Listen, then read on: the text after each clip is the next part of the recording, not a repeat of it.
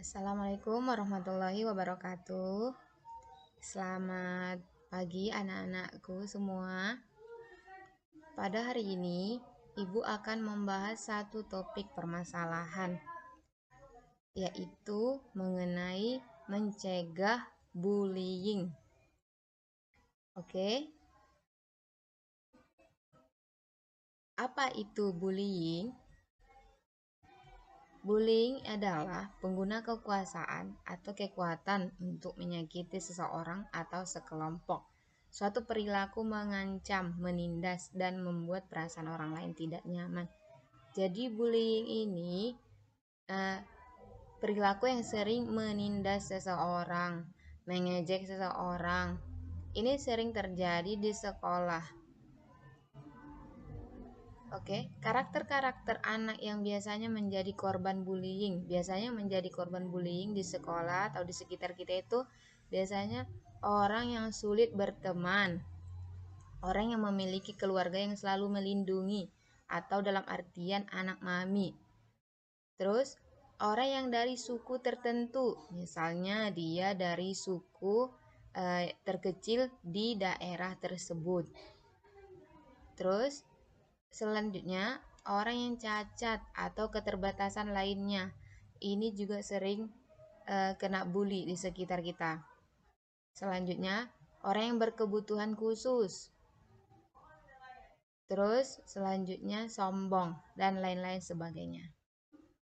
Ciri-ciri perilaku bullying. Yang pertama, hidup berkelompok dan menguasai kehidupan sosial siswa di sekolah. Biasanya ini orang yang suka ada geng di sekolahnya. Terus menempatkan diri di tempat tertentu di sekolah sekitarnya. Biasanya yang sering nongkrong-nongkrong bersama kawannya di sudut-sudut sekolah, di parkiran, di kantin. Yang C, merupakan tokoh populer di sekolah seperti dia anak paskibra, anak OSIS, ketua OSIS, anak pramuka. Jadi dia lebih terkenal gitu di sekolah. Yang selanjutnya, gerak-geriknya sering kali dapat ditandai, sering berjalan di depan, sengaja menabrak, berkata kasar, menyepelekan atau melecehkan. Ini biasanya sering terjadi pada anak laki-laki yang dia biasanya memang berjalan dengan sombongnya, dengan angkuhnya, seperti itu. Suka menendang botol, suka menendang kawannya yang sedang duduk, seperti itu. Penyebab terjadinya bullying. Apa sih penyebab terjadinya bullying? Kenapa bisa terjadi bullying? Yang pertama itu kurangnya perhatian. Jadi orang yang suka membuli itu karena kurang perhatian dari rumah. Terus yang kedua, gender sebagai laki-laki dan cenderung untuk berkelahi. Biasanya memang yang sering melakukan bullying itu adalah laki-laki karena dia sering berantem. Yang ketiga, adegan kekerasan dari beberapa media. Ini karena ada pengaruh dari televisi, media sosial. Jadi dia melampiaskannya ke kawannya. Yang keempat itu masalah keluarga. Terkadang seseorang itu kurang perhatian ataupun karena lagi ada masalah dalam keluarga, jadi dilampiaskannya ke temannya di sekolah. Yang kelima, faktor psikologis dari orang tua.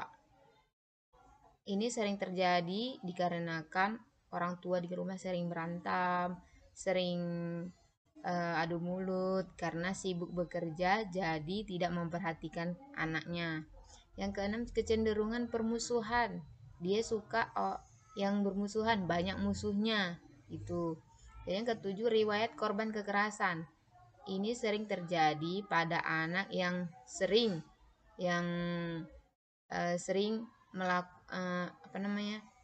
sering merasakan kekerasan baik di dalam rumah, di lingkungannya. Jadi dia melampiaskan kekerasan balik ke orang-orang yang lebih lemah dari dia di sekolahnya ataupun di sekitarnya. Yang selanjutnya itu riwayat berkelahi.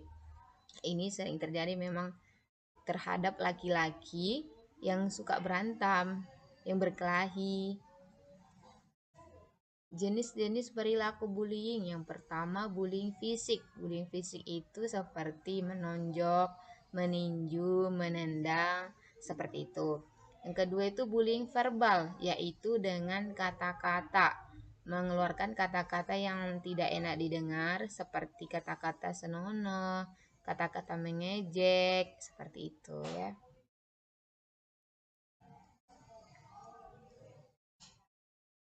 Selanjutnya, dampak bullying bagi korban. Dampaknya apa, Bu? Bagi korban. Jadi dampak bullying ini yang pertama itu depresi. Anak menjadi depresi. Yang kedua rendahnya kepercayaan diri atau minder. Dia suka minder, dia suka menyendiri karena sering dibully, jadi dia kepercayaan dirinya hilang. Ketiga itu pemalu dan penyendiri. Jadi dia suka sendiri. Yang keempat itu merosotnya prestasi akademik. Jadi dia di sekolah juga malas belajar, terus merasa terisolasi dalam pergaulan, dia merasa minder, jadi dia tidak punya kawan di sekolah. Dan yang terakhir itu terpikir atau bahkan mencoba untuk bunuh diri. Karena seringnya dia dibully, maka dia ada niatan untuk bunuh diri. Karena mungkin pikirannya dia tidak berguna hidup di dunia ini karena sering dibully, seperti itu. Ciri-ciri orang yang dibully. Ciri-ciri orang yang dibully, yang pertama malas untuk pergi ke sekolah. Yang kedua sering sakit secara tiba-tiba karena dia sering mungkin ditendang di sekolah, jadi dia sering sakit. Ketiga mengalami penurunan nilai. Seperti yang Ibu bilang tadi, karena dia sering dibully, maka dia akan malas ngapa-ngapain, malas belajar, malas bergerak, malas ke sekolah, seperti itu. Yang keempat itu barang yang dimiliki hilang atau rusak. Jadi termasuk juga misalnya dia orang yang kaya, jadi di sekolah sering kena bully, kena ambil, kena rampas barangnya. Yang keempat itu mimpi buruk atau bahkan susah tidur. Jadi orang yang dibully ini sampai ke rumah terngiang-ngiang selalu sampai ke bawah mimpi pas lagi tidur. Yang keenam merasa amarah dan benci semakin mudah meluap dan meningkat. Dia setelah dibully sebenarnya ada rasa marah dari dalam hati, tapi tidak bisa mengungkapkan, tidak bisa melawan karena mungkin yang dia lawan itu sekelompok orang, sementara dia sendiri, dia nggak punya kawan. Ketujuh itu sulit untuk berteman dengan teman baru. Jadi karena dia minder, dia suka sendiri, jadi dia tidak suka, sulit untuk berteman dengan teman baru. Yang terakhir itu memiliki tanda fisik seperti memar.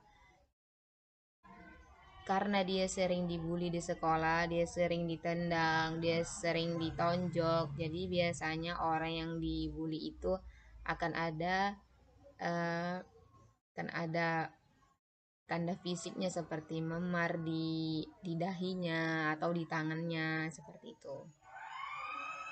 Cara mengatasi bullying di sekolah. Yang pertama itu untuk pihak sekolah.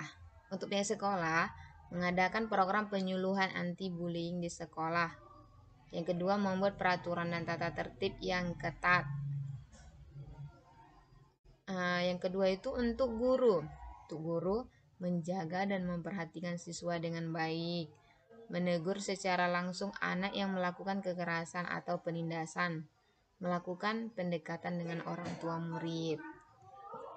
Nah, yang terakhir untuk orang tua anak, melatih anak menghadapi bullying, melaporkan segera pada guru jika anak menjadi korban. Jadi jika ada kawan-kawan kalian yang kena bully, segera datang ke ruang guru ataupun menjumpai guru yang kamu percayai untuk berbicara, ataupun kepada guru BK boleh. Jadi stop bullying di sekolah. Stop bullying sekarang. Tapi mari kita mempererat hubungan. Jadi jangan coba-coba